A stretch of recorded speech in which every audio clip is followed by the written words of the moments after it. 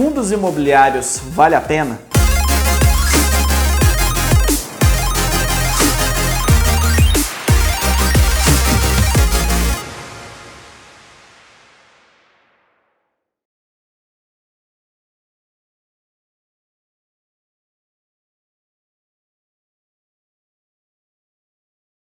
Olá, meu nome é Robson e hoje vamos falar um pouco sobre fundos imobiliários, um dos investimentos mais procurados pelos investidores. Todos sabemos que o brasileiro gosta de investir em imóveis, mas o investimento direto nesse tipo de ativo pode não ser interessante. Isso porque envolve trabalho, burocracia, altos recursos e o risco. Como alternativa, os fundos de investimento imobiliário, FII, surgiram no mercado. Fundos imobiliários são fundos de investimento que possuem carteira composta por ativos deste mercado. Suas cotas são negociadas na Bolsa de Valores e o investidor as adquire para participar dos rendimentos do fundo. No geral, o FII é uma alternativa do mercado financeiro para quem deseja aproveitar o segmento de imóveis sem investir diretamente em propriedades físicas. O fundo imobiliário é de renda fixa ou variável? Os fundos imobiliários são considerados de renda variável, independente do tipo. Isso se deve primeiramente ao fato de a maioria ter cotas negociadas na Bolsa de Valores. Com isso, o preço das cotas fica sujeito às alterações que podem ocorrer nesse ambiente de negociação. Logo, podem ter valorização ou desvalorização. Ainda que o fundo preveja a distribuição de dividendos, por exemplo, eles dependem do lucro que o FII obtém em cada período, que pode passar por variações. Embora todos os FIIs foquem em ativos do mercado imobiliário, eles se diferenciam conforme o tipo de investimento que realizam. Na prática, são três as principais classificações: fundos de tijolo, fundos de papel e fundos de fundos. Os fundos de tijolo, em geral, investem em empreendimentos físicos, por exemplo, lajes corporativas, shopping centers, hotéis, galpões industriais, hospitais e instituições de ensino. Os fundos de papel, por sua vez, investem em títulos de dívida lastreados no mercado de imóveis. Já os fundos de fundos são compostos pelas cotas de outros fundos disponíveis no mercado. Os fundos de tijolo, de renda, são aqueles que compram ou constroem imóveis para gerar renda com aluguel. Eles costumam pagar rendimentos periódicos aos cotistas, referentes aos aluguéis recebidos dos inquilinos. Os contratos de aluguel dos fundos imobiliários costumam ser de longo prazo. Além disso, normalmente são corrigidos a cada ano por um índice de inflação. Os fundos de tijolo de desenvolvimento investem na construção de imóveis para lucrar com sua venda, enquanto os empreendimentos estão em construção. Os fundos de tijolo voltados para a valorização dos imóveis podem atuar comprando e vendendo imóveis ou reformando o empreendimento para posterior venda. Normalmente, o objetivo é lucrar com as negociações de imóveis. A ideia é comprar as unidades quando o mercado está deprimido, para vendê-las na alta, por exemplo. Esses são os fundos de papel.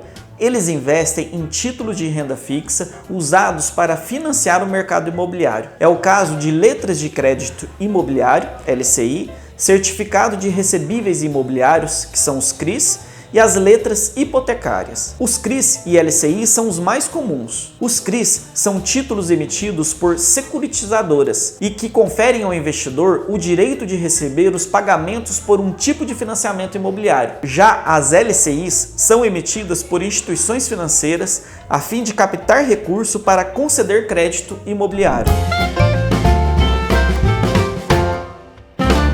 Os FIIs desse tipo investem em cotas de outros fundos imobiliários, sendo bastante diversificados. Desse modo, eles podem ser vantajosos para os investidores que não precisam escolher os fundos para montar uma carteira, preferindo uma gestão profissional. Assim, possibilitam um investimento de forma bem diversificada com poucos recursos. Como apresentam maior diversificação, a remuneração também pode ser muito variável. É fundamental analisar a qualidade do gestor antes de investir. E onde investem os fundos voltados para o aluguel? Esses tipos estão entre os FIIs mais procurados do mercado e podem adotar estratégias diferentes, focadas em propriedades específicas. Por exemplo, shopping centers. Um shopping center apresenta grande diversificação de inquilinos. Além disso, o aluguel costuma ser constituído por uma parcela fixa e outra atrelada às receitas dos lojistas. Vale ressaltar que o aluguel variável é uma parte muito pequena do aluguel. Lajes corporativas. As lajes corporativas são imóveis alugados. O grau de diversificação desses FIIs varia havendo opções que investem em diversos empreendimentos e outros focados em apenas um imóvel. Também pode haver diversificação de locatários ou inquilino único. Galpões logísticos. Em geral, galpões logísticos são imóveis, mas nada impede que um fundo invista em diversos galpões. Eles podem ser alugados para centros de distribuição de grandes varejistas, indústrias e empresas de logística. Outro tipo são agências bancárias. Os FIIs que investem em agências bancárias focam na oferta de unidades para instituições do mercado financeiro. Apesar de poderem ter inúmeras agências no portfólio, escolas, universidades e hospitais, fundos que investem em ativos ligados à saúde ou educação geralmente podem ter aluguel atípico e quase nunca está condicionado à receita. Hotéis e flats. Os FIIs de hotéis e flats investem na aquisição de empreendimentos completos,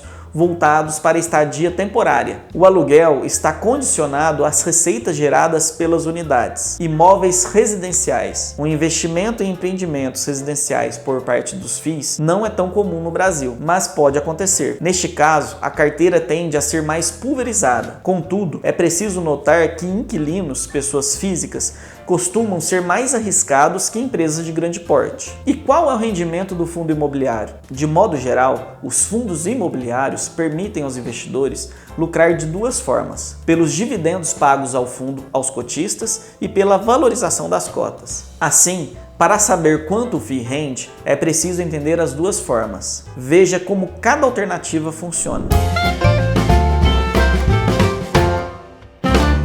É comum que um FII realize a distribuição de proventos na forma de dividendos. Na prática, eles são obrigados a fazer a distribuição da maior parte dos lucros líquidos obtidos. Isso ocorre de modo proporcional, então investidores com maior quantidade de cotas recebem montantes maiores. Os dividendos podem contar com isenção fiscal. Para isso, o FII deve ter no mínimo 50 cotistas e ter cotas negociadas em bolsa. Além disso, o cotista beneficiado pela isenção não pode deter mais de 10% das cotas do fundo. Os fundos imobiliários de papel e os que investem em imóveis para alugar muitas vezes pagam rendimentos periódicos.